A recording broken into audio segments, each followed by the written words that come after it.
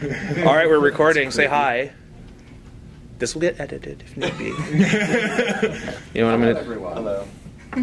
If you're watching this, it means I didn't survive. Come on, turn. Here we go. This is what happens when FinalDraft tries to do camera work. Everybody say hello. Hello. All right. I'm pissed you're recording this because I was about to take credit for the whole show. Well, you did do the whole show, right? Lauren Fast is a figurehead. Lauren, did you say Lauren Fast? I might have. No, Fix it in post. I heard you were a fanfic writer and dirty spoiler person. That's right. Yeah. That's how I got on the show, fanfic. Speaking of spoilers. Stop it. You can actually get over here, Draft. I'm getting the shot right. Oh, God.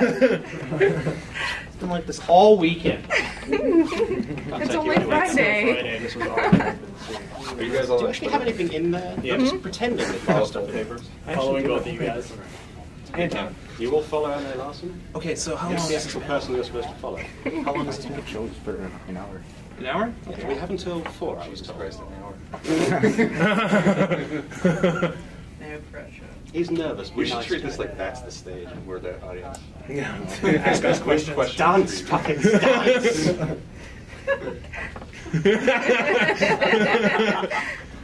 All right.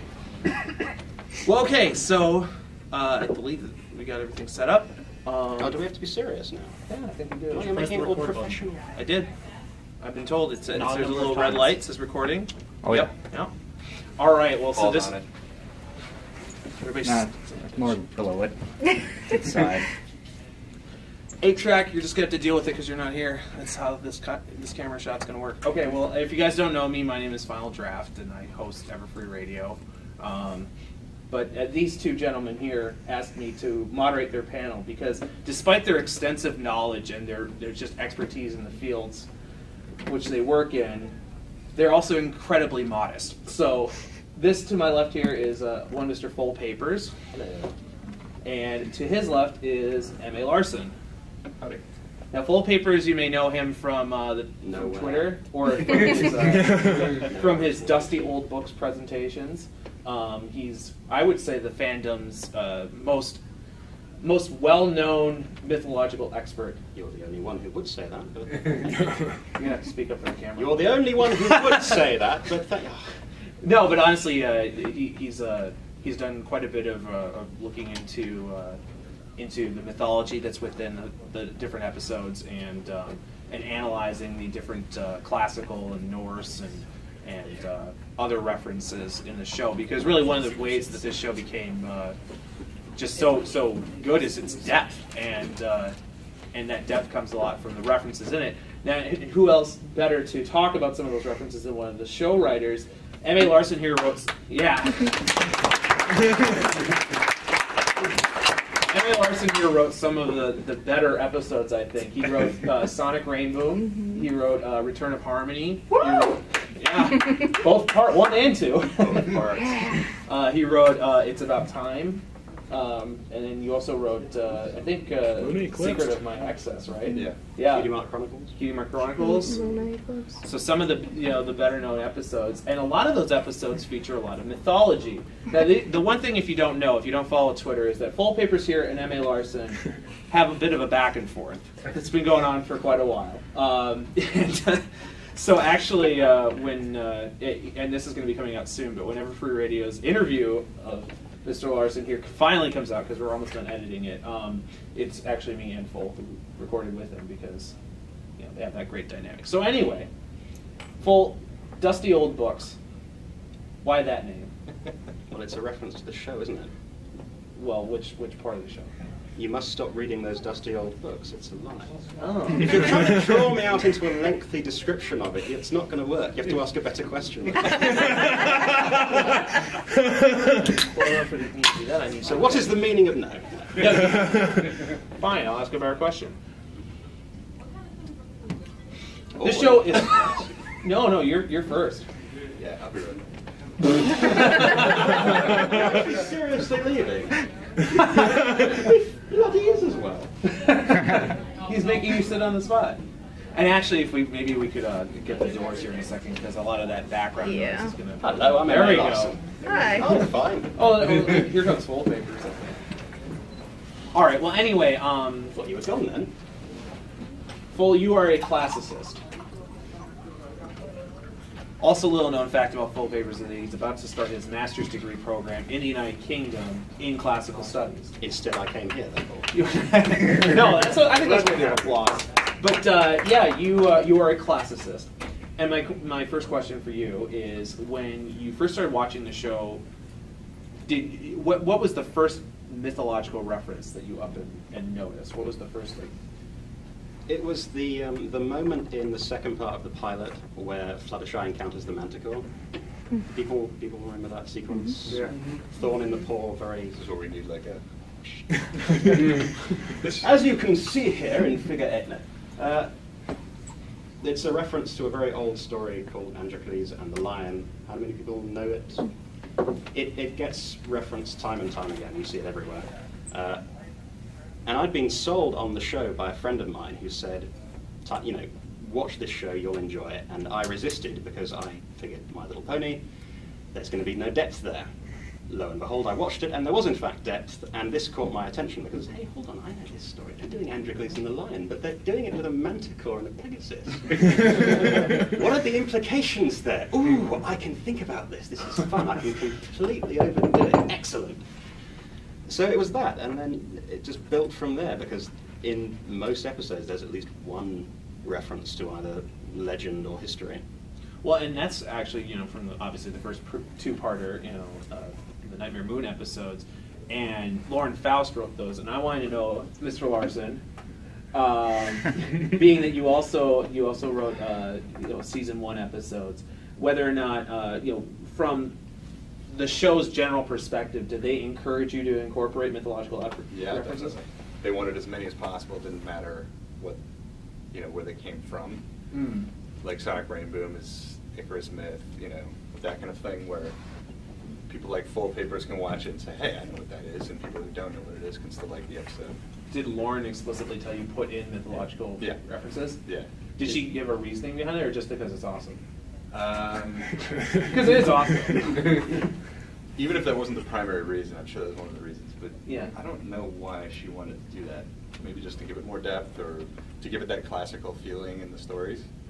So before you started writing for Pony, did you have much of a background in mythology or No, I mean, excuse me.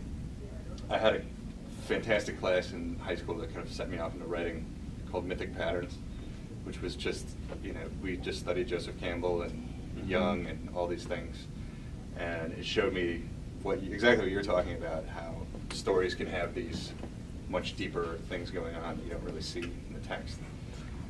And that made me want to do it. But that's it. I don't really have any knowledge of classics or anything like that.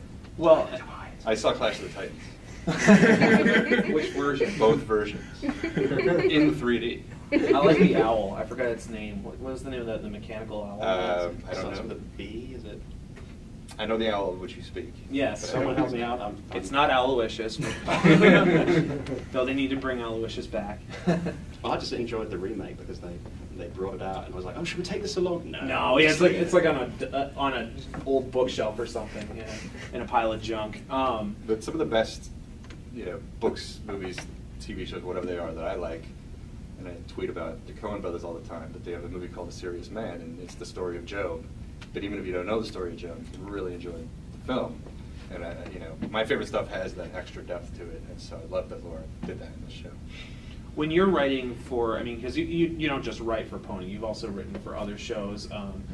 One that I found out actually just by happenstance is you wrote an episode of Gravity Falls, but you also write for, well, I'll let you list them. I can't remember one's like Kick-Ass, what is it? Kick Patowski, Suburban Daredevil, which was called Kid Knievel Yeah. at the time. I did one episode of Foster's, which is really unfortunate because I love that show, and I came on right as it was ending. Foster's fans? Yeah. That's where I met Lauren and Rob. What else have I worked on? I worked on a lot of stuff that hasn't aired yet. I wrote a couple episodes of Annoying Orange. Cartoon Network. Some shows that I haven't aired yet. Littlest Pet Shop for the Hub, which is actually really good. It's the actually in there that gives us a pause. It's actually really good. Littlest Pet Shop.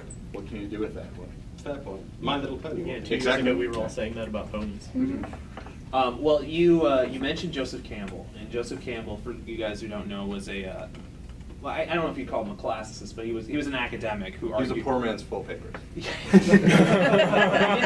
He didn't have quite Foalpapers' glorious You just British keep accent. building me up, and I can't possibly need that. You just did with that wonderful British right there. It was great. No, but he wrote a book, and he also several books, and he also did a very famous PBS series called The Power of Myth, Which is exceptional. It's very a absolutely really amazing. good series. If you haven't seen it, I mean, it's one of those things that just doesn't age. The most famous thing from that, I think, is his analysis of Star Wars. And They even pulled in George Lucas for that, I think. Oh, They did that? filmed it at Skywalker Ranch. Yeah. Is that right? Yeah. Because Campbell and Lucas were mates. Yep. And anyway, in what he says in Power of Myth is that that all of the great hero stories, or all of the great, storytelling in general, derive from archetypical, hero quests or archetypical elements. And so when you're writing episodes of show, are you really conscientiously trying to draw upon archetypes, or do you just kind of more organically approach it? Because especially given, the mythological references or whatever. I mean, this show, obviously, it's really known for its characterization, but you get an episode, for example, like Sonic Rainboom, where, yeah, it had that Icarus moment in it, but it really is about, in a sense, Rainbow Dash's journey to overcome, her own inhibitions. Those kind of things, I don't think it is conscious. It's like, here's the premise, and what do the characters do, and then those archetype things come out. Well, Jung would say that would be unconscious. Well, that's probably true. Yeah. Well, even if we don't buy into the idea of the collective unconscious, you're still a product of the cultural upbringing you've enjoyed. So all the stories that have influenced you and moved you and built you up as a writer, you are drawing on those, whether or not you're consciously trying to plot it out. I think it would be boring as hell if you were thinking, oh, I can do separation here and initiation here and return here. If you're actually mapping out the hero's journey versus... Well, then there is a lot of shorthand that you use in writers' meetings and things. Like, it's a bad example, but it's about time. You'd say, oh, so she's kind of like Doc Brown here. It's like you're shorthanded with the other writers, and everybody knows, yes, it's that character in that moment. So the archetypes come into it. We don't sit down and say we're going to do this particular Campbell-type archetype, but it just happens. You are disappointing me. In my mind, I was thinking, wouldn't it be awesome if they were all just sitting there reading Campbell and saying, ooh, we can do this bit and this bit. So we're reading synopses of Brady Bunch episodes. Well, that works too, I suppose. Well, okay, so for example, let's use that episode as an example. Foalpapers, I know that you, like me, noticed the absolutely blatant classical reference right away in that episode. Which episode are we talking about? It's About Time. Right, I'm sorry. Very blatant, very over the top. Well, Tartarus and Cerberus. Tartarus and Cerberus, we find out there's an... Over the top, you'd say? Well, I would say... You've opened so many avenues there. You literally, in a sense, I mean, adding Tartarus to the scope of the show is a very large thing to do. But, I would say, this is just my perspective. Those are fun elements, and it's great to see those in that episode. That episode, you could have got away with not doing it. And so, when you were writing that episode, was that something you added later as an opportunity to? Nope. That was in the room, my story meeting. It was. This is probably not how it happened at all. But I think Rob mentioned it. Renzetti, the old story editor, and we looked it up and we were kind of reading about it, and Lauren was super into it and loved it and thought it was the coolest thing. And so we just added it. And now she's on the show, so I'm not sure if she intended that to go further than it did. And even if I was sure, I wouldn't say right now. So Fair enough. Well, Foal, you are the expert in classical mythological references, so I kind of want to focus on that for a second. And I was wondering if you could list off a few more of the classical references that you noticed throughout the episodes. Off the top of my head. You are a rummy. See, you're putting me on the spot, and I'm blanking completely, even though I have a list on my computer. give me an episode. Yeah. Okay, well, I'm thinking Sweet and Elite. No, I got nothing. Well, they have a hippodrome. I can't. Which one was Sweet and Elite? That's the. You're making me look terrible here. That's the one with Rarity in Canterlot, where It's My Fair Lady. So it is. Well, I'll tell you the blatant one, which isn't a mythological reference, but it's a classical reference that caused a little bit of a stir because not everyone got it, and it's one you wrote. It was the Gabby Gums. Yes, episode. thank Yep. you. What's the name of it? Ponyville Confidential. Yep. The Et 2.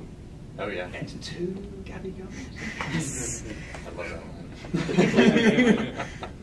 The Gilded Pages of your Betrayal. You realize you made Latin canon. You did. In my mind, it's old question, but you have a classical period within the show's own mythology. You have, Which we've is got the look also- at their own myths in the context of the Christmas episode or the holiday episode. Well, the classical period, though, was first referenced in Luna Eclipse. And who wrote that?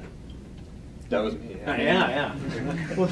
So, that's, come on, yeah. So, I mean, was that, again, another one of those where you were kind of throwing ideas around in the room and you said, well, we could reference a classical period in the universe? And You talking about the Star Swirl bearded thing? Yeah. Is that her first reference or his first reference? Yes.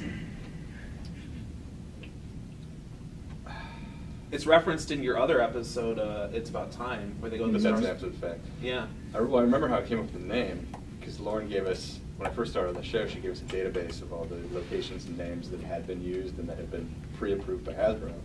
And Star Swirl was on there. And yeah, I think I was just giving Twilight heroes, because she would have heroes like that. And so I looked on the list and there was Star Swirl, and I said, that doesn't sound quite old enough or mythological enough, so I had it bearded. There he is. But she'd be the kind who would idolize, the great minds of the past. Was it kind of in a sense, almost like an Aristotle type of character? Yeah. Because he was known as like a bearded character, but because I think you specifically referenced it as what was it, the pre-classical period or the classical period in the episode? Paul, do you remember? Pre-classical. Yeah. I'm glad you remember. I don't have my script. You've just canonized Star Swirl being male. In my mind, he was male, but I've seen discussion there as well. Yeah, there's at least one or two fanfics where Star Swirl. Is Star Swirl known as Star Swirl the Bearded because it happens to be? Yeah, the controversy. Yeah, the bearded lady. something like that. Someone threw out that possibility. Yeah. This is what you've done. It's not true. It's male. Well, okay. Well, so Paul, I mean, we talked about the Manticore. Another monster that appears aside from Cerberus is the Hydra. I was wondering if you can think of any other. Well, actually, in reality, any Pegasus right there. Pegasus is a classical reference. Well, but there's something interesting about the way they use Pegasi in the show. Did anyone go to TrotCon? No one here? Excellent, I can tell. No one knows what I'm about to say then. So you have Fluttershy and you have Rainbow Dash. Do people know the original story of the Pegasus? I do. Well, why don't you tell it then? There was one winged, actually there were several winged horse, but he was the most famous winged horse. He belonged to a Greek culture hero named Bellerophon, who got himself into some trouble, and Pegasus ended up as the carrier of Zeus's lightning bolts. Thunderbolts, I should say. And in classical myth, he's associated with these very masculine, very militaristic heroes, whereas, and you see that in sort of the Rainbow Dash depiction, you've got the tomboy aspect, the rushing into action, not necessarily giving it thought.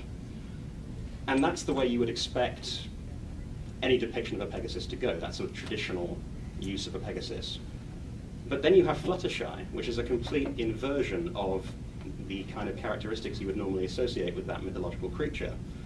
And you don't see her as defenseless there, you also see her as being quite powerful in her own right. So the show is deploying those mythological themes and images, but also subverting them and really modifying it for its own purpose to push a completely different message than you would originally find. I just find that fascinating.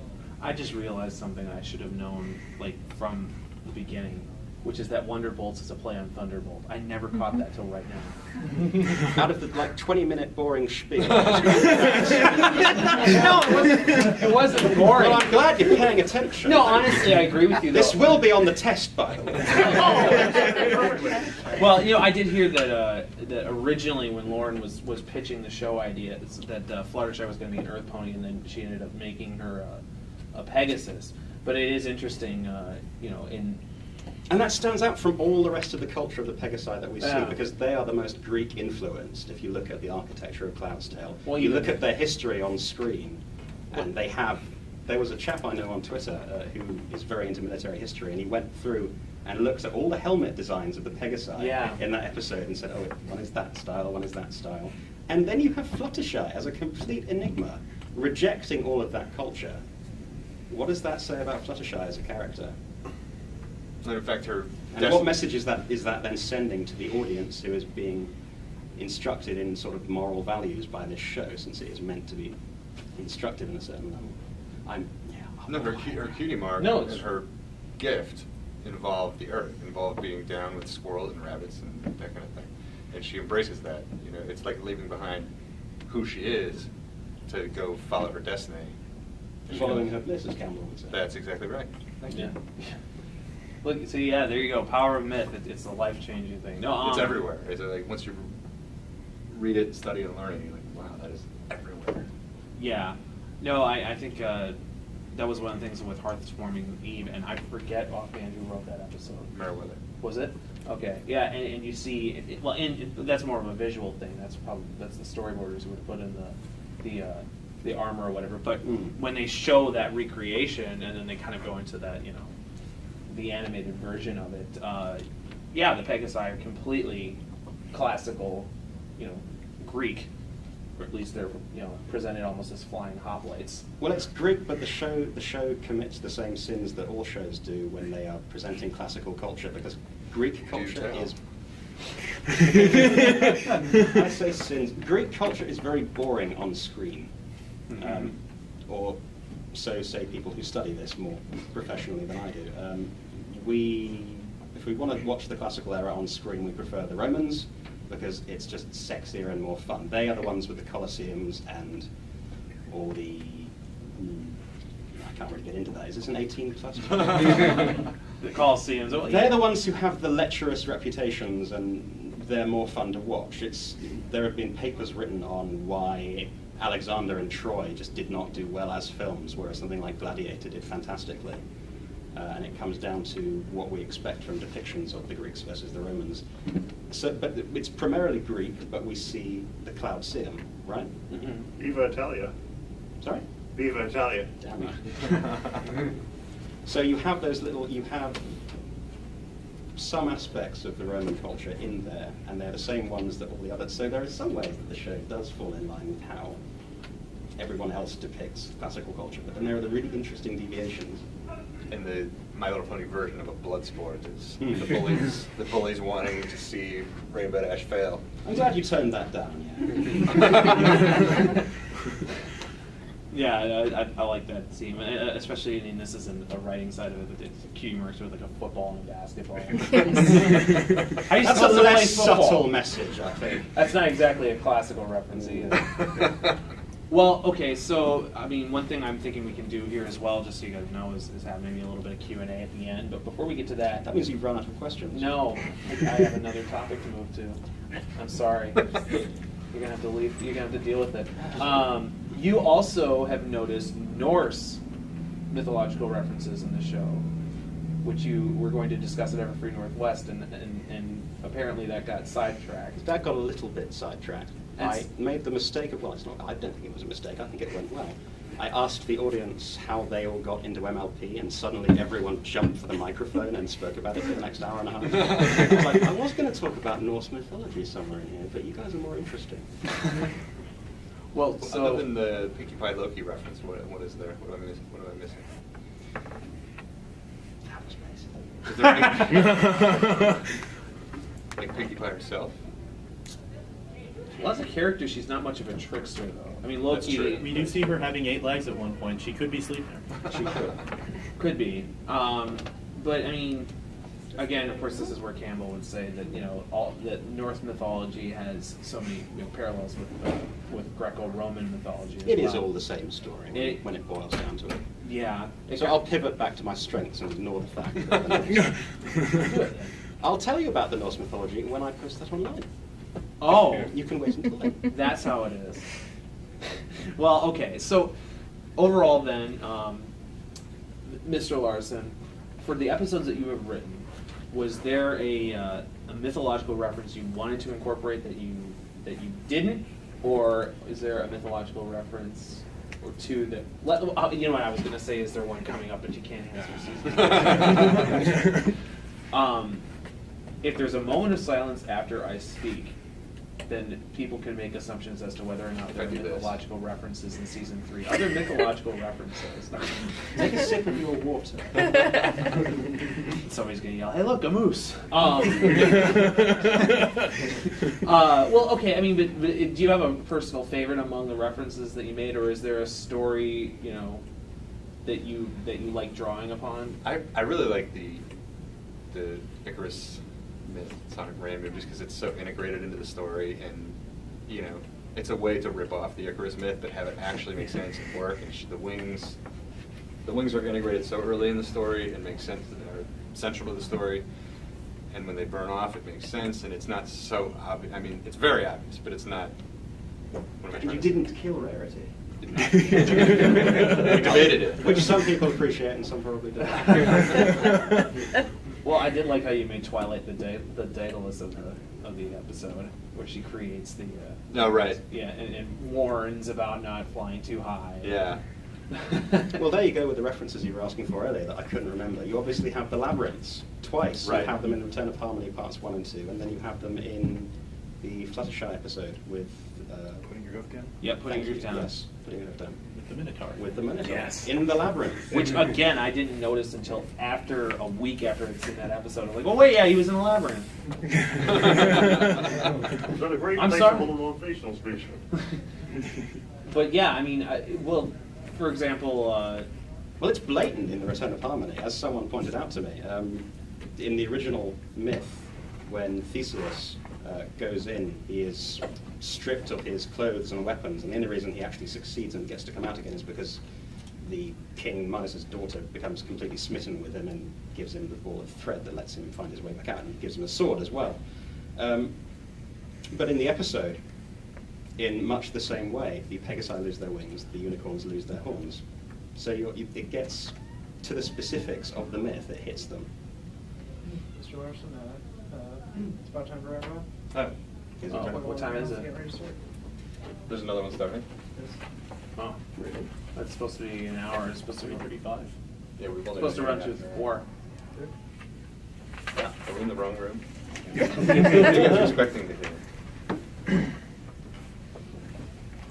I think that worked itself out. Objection! Everything turned out okay. All right. Well, and there's another actually reference in there, and I wanted to know if you wrote this in or if this was something. This is actually, I don't remember if I asked you this in our interview, but when you were writing those episodes, there's a scene where Applejack is, confronted with 3 piles of various apples that kind of, they're Discord's puppets. Yeah. Did you write that in there yourself? And if so, did you draw that from the 3 Fates? Just say This is years ago. Yes. Yeah, because there is that line. There's that. I'm having trouble remembering if it was just in the script or actually in the show. I think it was only in the script. I don't think it was in the show. There's a part where, for some reason, Discord lets go of his imaginary strings. Yeah. Is that in the show? Yeah, and they all Okay. fall apart. Which actually is a thread. Yeah, you know? yeah. For those who don't know, the three Fates in Greek mythology Well, do you want to describe it? You describe it, and then I'll... Tell you where you're wrong. Well, no, I was just going to point out that it does, you see that the personification of fate and men's destinies predetermined, and that fight between free will and predestination, that's not just stuck within Greek mythology. You see that, again, in the Norse mythology with the Norns. Mm-hmm. Again, with the same general idea. Well, I was going to say the three fates, though, for just to explain what they are. I mean, three weird sisters, as Shakespeare would have put it. They're three old hags, basically, who in mythology usually share a single eye, and they can see the future of a mortal's life. And when a mortal's life is over, they cut this thread that represents their life. So it's kind of interesting that, when Discord drops the puppets, it looks like the thread has been cut and all the apples spill everywhere. So yeah, that whole thing, and I'm so happy that we got to do it how we did, because I can, if this show was produced at one of the other studios, they would have said, "You've written this thing so the whole first half doesn't matter." And to me, that's like exactly it. The labyrinth myth you're talking about, there's this internal logic and everything kind of works as it's supposed to. The Discord has his labyrinth, and because of who he is, at the end, he's like, it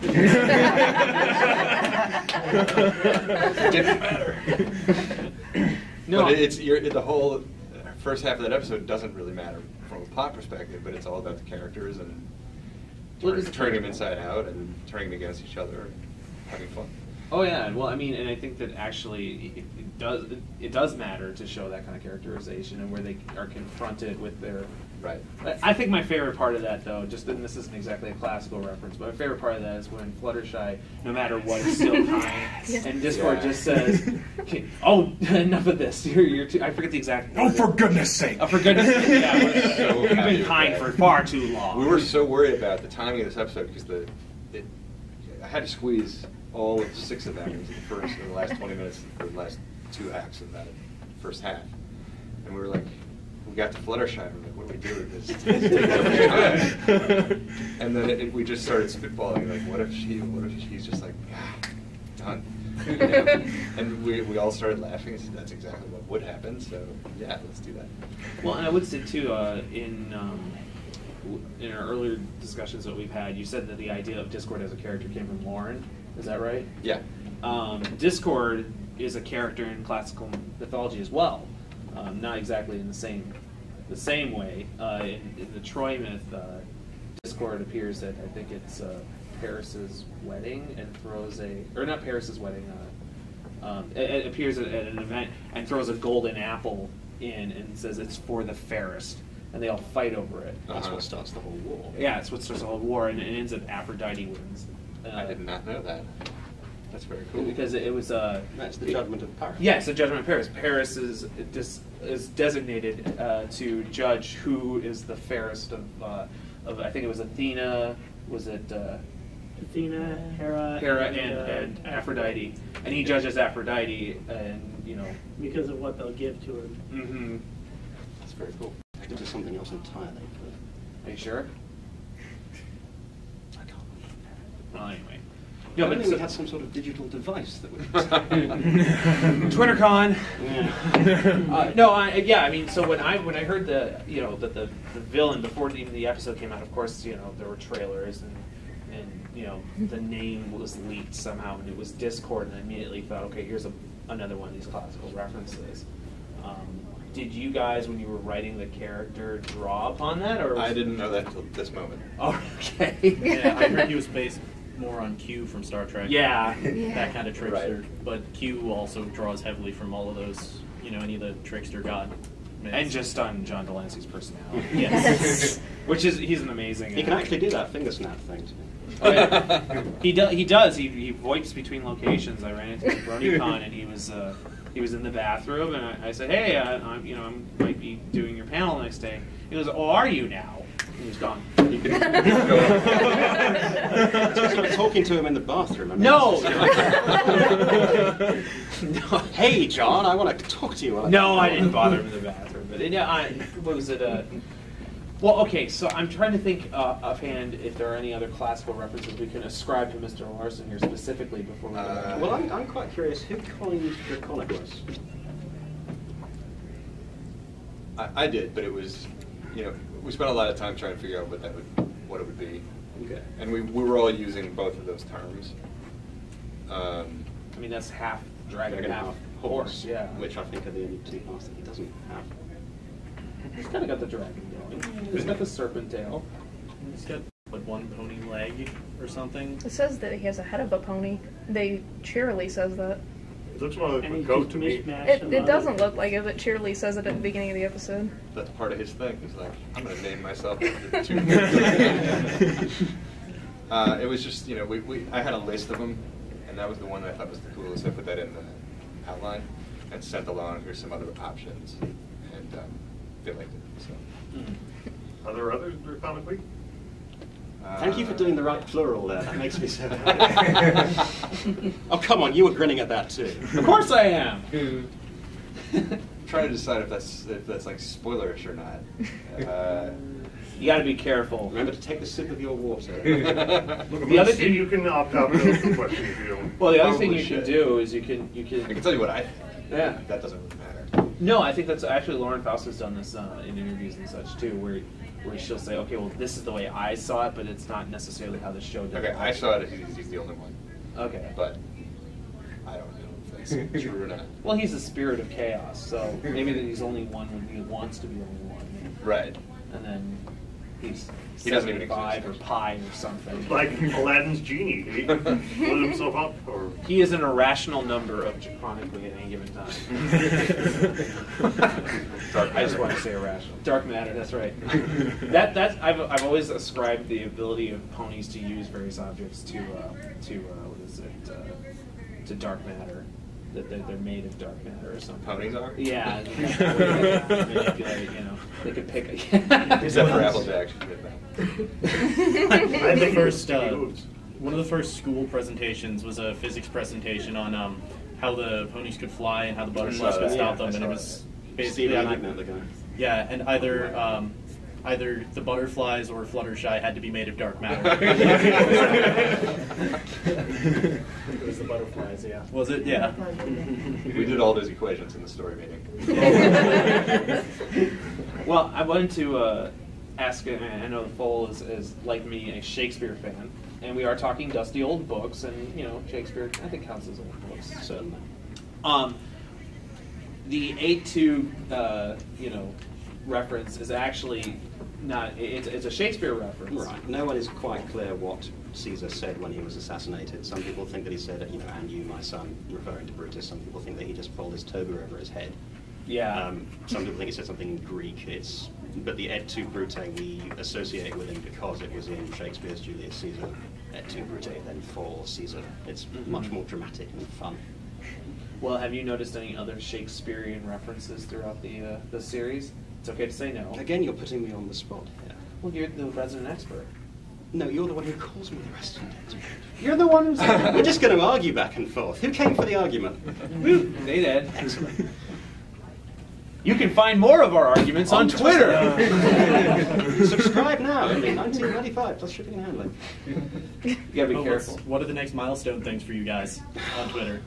Oh man. He'll sing at 2,000. Who's shaving I their will. head next? Yeah, I will. Why not? Yeah, no, I'll sing. I'll sing at 2,000. I'm getting there. I think I'm like 1,400 or something. But it doesn't matter. So anyway, Shakespeare, yes. Shakespeare. I'm thinking Midsummer Night's Dream, if anything. Well, obviously with the Everfree. Well, and also with the mules and the donkeys. A bit. Falling in love. Well, we don't have...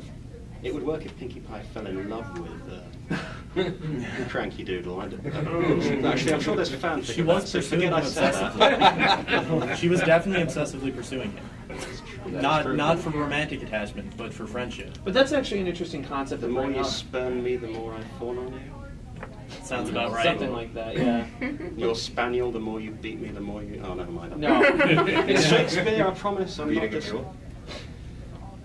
Here's let's go to this then. I think Moving right along. no, the Everfree Force though as a topic is riddled with Well, that's straight out of Campbell as well. It's Yeah. the threshold to the unknown. It's the trial place where you go and have an experience which alters your consciousness and expands it and changes you as a person, and then you return from that and are, you know, forever changed, and ideally that benefits society in some way, but if not, you're at least yourself inspired by that act. Yeah, I think that's right out of the pilot. Yeah, that's right in the pilot. The whole thing is the hero's journey and that, Through the forest. Through the forest, and that's a very common motif, and especially the forest as a place of transformation and strange creatures. That's right out of Celtic myth. There's a lot of that in Grimm's fairy tales too. Mm. The forest of confusion and adolescence, coming out of the forest with a new experience. Yeah, I think that. Well, I mean that happens in I think it's Stairmaster, and I can't remember who wrote that either. Do you know who wrote Stairmaster? Was it? I don't know. No. That might have been. Somebody did. That might have been Amy. I don't remember. Probably was. When in doubt, it was Amy. Was it? Chris Sabino, I think. Oh. Oh yeah, that's right. That's right. Okay. He's got it all written down Yeah, I over got there. my- He's got a clipboard of just all facts about the show. Can you tell me who the second production assistant? He's like, I'll get that right to you, Final Draft. Yeah. Well, in that episode too. I mean, it is used as a coming of age sort of thing where they go out, scoo-scoo-loo, and then they run into another mythological reference. I thought the cockatrice was an invention for the show. It's not. It's not. It's actually at least medieval, and it might go back further. I'm fairly sure it's medieval, but I looked it up once. Yeah, I looked it up too. We're nerds, aren't we? Yeah, we're bronies as well. I kind of, It's a bit tautological, isn't it? it's kind of. Well, we can argue taxonomy later. We will On Twitter. on Twitter. Moving right along. But the point is that they used it as I think, as a plot device to be able to grow characters. And I love the inversion there as well, that the Everfree Forest is this creepy, mysterious place because it doesn't obey the normal rules of the world. Because weather occurs on its own and the plants grow without being tasted. I love the inversion. I think it's very clever. When you were writing Sonic Rainbow, did they give you any kind? Me. Yeah. I think Cole may have written it and passed it along secretly, but we'll pretend it was you. When you were writing Sonic Rainbow, did they give you any kind of description of the city to work off of? Yeah, just that it was going to be Greek inspired. So it was And actually written that way. The structure of that episode's really strange because there's that big long. It was actually a lot longer in the script. The middle section where they're just kind of checking out Cloudsdale. And Lauren was like, let's like see this place. Let's hang out and spend some time and go to these different locations. And she knew in her mind it was going to look awesome. So she's like, let's just take an extended period in Act 2 and check it out. So it has a really weird structure, and that's why. And I love that. Again, I love that because it's not like a lot of times you'll be. I don't want to disparage other studios, but you get these paint by numbers kind of. Well, you can't have a long Act 2 where nothing happens. Hasbro and Lauren were like, yeah, you can. And things are happening. I mean, I'm being a little bit glib about it, but it's a long stretch of just check out the cool city. Yeah. It's advancing the characters, though. It is. It's It not is. advancing the That is storyline. Right.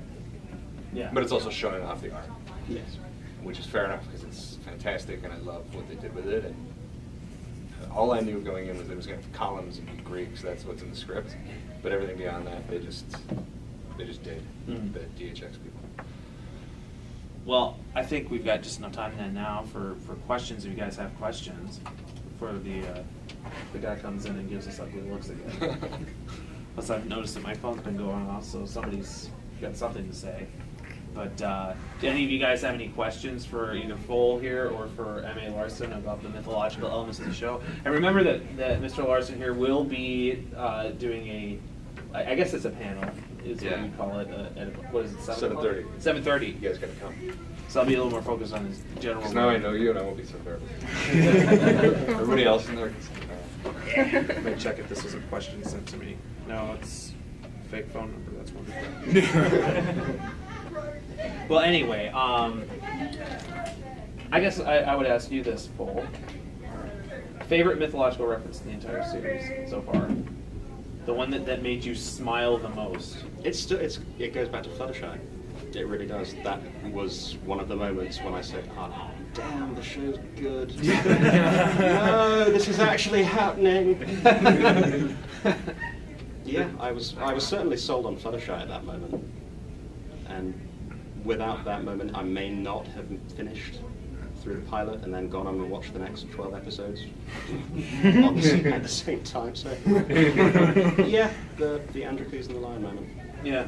There's other things in there too that are mythological but not used in the same way, like Discord being turned to stone. I was gonna say It's not looking at Medusa, but it's from myth, and Grimm's Fairy Tales also uses that to symbolize death.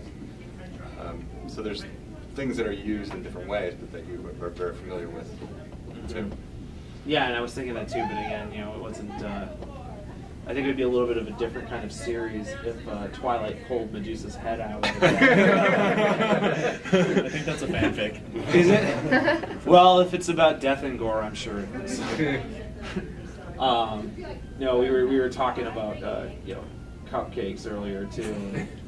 It's just not even good. Let's not even go there. I can't wait to read it. Don't read it. It's going to be my next panel. I'm just going to read it out loud. Well, and that was actually something too that drew me in. Little known fact for people who don't know is that my college degree was in classical civilization. So for me, seeing like the Manticore in the first episode, I was like, I know that. And then just the other varying little elements in there. Well, okay, now I'm getting another wrap-up signal, so we're out of time. They got to set up for their customization panel. Okay, well, I think a round of applause for these two 6 gentlemen minutes here.